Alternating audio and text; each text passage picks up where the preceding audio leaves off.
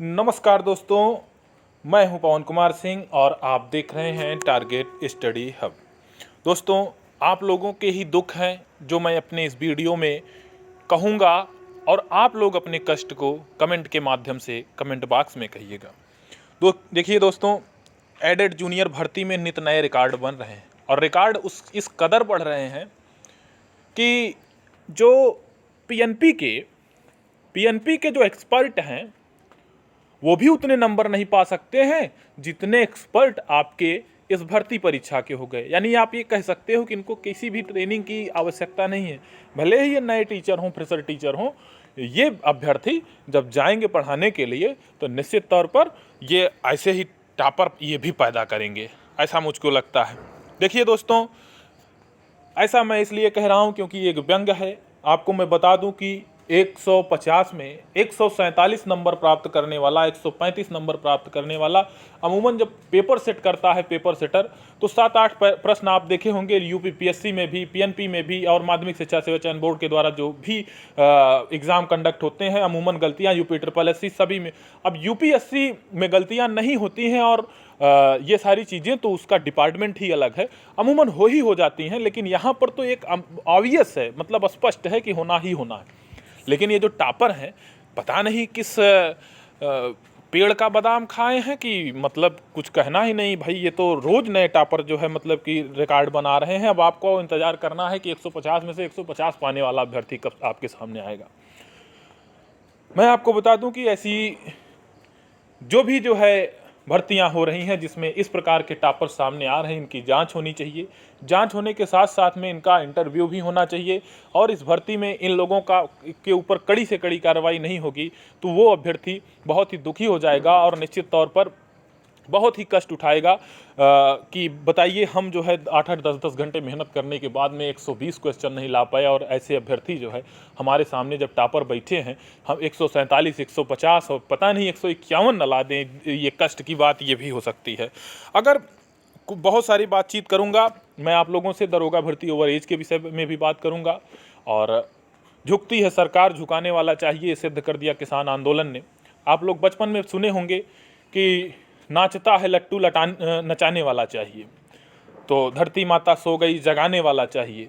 अब आप युवा हो गए हैं तो आप लट्टू तो नहीं नचाएंगे, लेकिन आपको ये सोचना चाहिए कि अगर सही तरीके से अपने डिमांड को रखा गया होता और डिमांड को रखा गया होता और सही तरीके से काम किया गया होता तो सरकार के कान में जूं रेंगती, जरूर रेंगती। और ऐसी सरकार जो है, अब इनको चुनाव के समय में ये याद आया है कि आंदोलनकारी भी हैं, नाराज भी हैं, अब ये मनाने की कोशिश कर रहे हैं। काश अगर ये मान गए होते तो वो अब ओवर एज अभ्यर्थी, बताइए, इनके हर एक मंत्रियों के चौखट विधान परिषद में भी मुद्दा गूंजा। ईडब्ल्यूएस के अभ्यर्थी क्या क्या नहीं सहे, राज्यसभा में कितनी बार मुद्दा गूंजा कि यार ओवर एज में जो आप ईडब्ल्यूएस लाए हो उसी में 5 साल का छूट दे दीजिए। जबकि अन्य राज्य सरकार, गहलोत की सरकार ने, मध्य प्रदेश की सरकार ने, और माफ़ कीजिएगा ये महाराष्ट्र की सरकार ने, और आपके जो है हरियाणा की सरकार ने, तमाम सरकारों ने देते ही दे दिया। लेकिन यूपी में पता नहीं कौन सा जो है मतलब कि चैन की बंसी बजा रही सरकार है कि उनको कुछ सुनाई ही नहीं देता है। ईडब्ल्यूएस में भी नहीं दिया और सुप्रीम कोर्ट में हलफनामा प्रस्तुत करने के बाद भी ये ओवर एज को एज रिलैक्सेशन नहीं दिए। इवन इनके खिलाफ पैरवी कर रहे हैं, और तमाम कटाक्ष भी कर रहे हैं कि आप बूढ़े हो गए, आप दौड़ नहीं सकते हो। तो मैं इनको बता दूं अपने इस वीडियो के माध्यम से कि ये सरकार बूढ़ी हो गई है और इनको रेस्ट की आवश्यकता है। तो आप ये समझ लीजिए, ऐसे ही आएंगे। अब दरोगा भर्ती में भी टॉपर अगर कोई ठोस कदम नहीं उठाई सरकार। मैंने आपको एक वीडियो के माध्यम से आज दिखाया था कि किस प्रकार से ब्लूटूथ डिवाइस और तमाम ऐसे सभी सेंटरों पर कुछ न कुछ गड़बड़ियाँ सामने आ रही हैं। और पेपर का स्तर भी इनको जिस हिसाब से बनाना चाहिए एक दरोगा का, वो उस हिसाब से पेपर का स्तर नहीं बन रहा है। अब 160 में मैं ये कह सकता हूँ कि जो भी अभ्यर्थी है 80 मैथ और रीजनिंग के पार्ट में 70-75 टच करने वाले हैं। ऐसे तो पेपर सरला आया था पेट का भी, और आपने देखा कि जिस प्रकार से परसेंटाइल का रैंक निकाला गया उसमें बहुत से ऐसे अभ्यर्थी हैं 50% अगर जो है निकाल दिया जाए तो आसानी से 9 लाख अभ्यर्थी कट ही कट जाएंगे। बाकी जो अभ्यर्थी हैं बहुत ही कम है जो गेन कर पाए हैं। तो अभी जो ज़्यादा नंबर बता रहे हैं वो भी, उसमें भी सच्चाई नहीं है, लेकिन दरोगा के पेपर का स्तर थोड़ा उठा के रखना चाहिए, जैसा पिछली बार री एग्ज़ाम में हुआ था। एग्ज़ाम में ऐसे ही प्रश्न थे जैसे अभी आ रहे हैं, वैसे ही प्रश्न एग्ज़ाम में आ रहे थे जो जुलाई 2017 की जुलाई में, 17 जुलाई से स्टार्ट हुआ था, वो तो वैसे ही पेपर आ रहा था। लेकिन उस वक्त भी पेपर सरला था, और ये जो एग्ज़ाम हो रहा है इधर भी पेपर सरला ही है। तो ये पेपर के स्तर को थोड़ा उठा के रखना चाहिए। निश्चित तौर से ये हमेशा पढ़ने वाले अभ्यर्थियों के पक्ष में ही रहता है, क्योंकि जो साल भर होता है इसमें फेल हो जाता है। क्यों? क्योंकि साल भर को चोर की दाढ़ी में तिनका, और ये सारी चीज़ें होती हैं। जब कठिन पेपर होगा तो जो अभ्यर्थी बैठा रहेगा एग्ज़ाम हॉल में, उसको किसी भी प्रकार का कोई चिंता थोड़े ना है, आसानी से सॉल्व करेगा। कठिन है उसके लिए तो कठिन है सबके लिए। तो ये सारी चीज़ें होती हैं।